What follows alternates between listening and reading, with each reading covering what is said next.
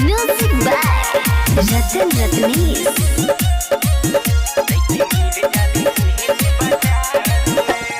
जोहिया से हम प्यार कोइनी, धीरे धीरे हम कंगाल भइनी।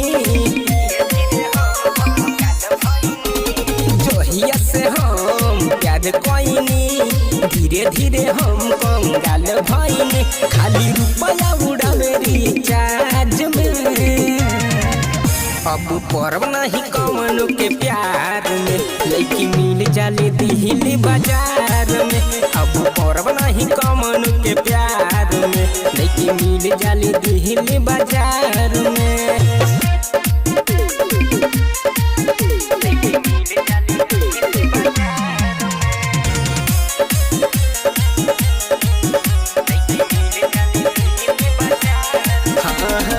मंगनी थोड़ा सा भड़क गई, तोड़ी के दिलावा निकल गई। कनी भरोसा वो करा पा, नंबर वालों के तक चल गई।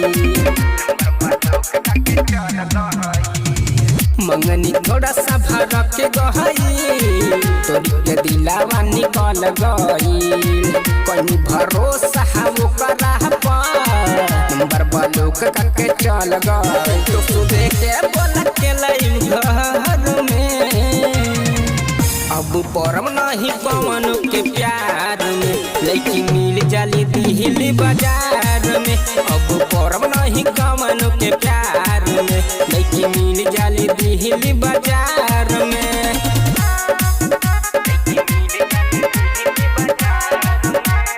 Music by Ratan Ratnesh.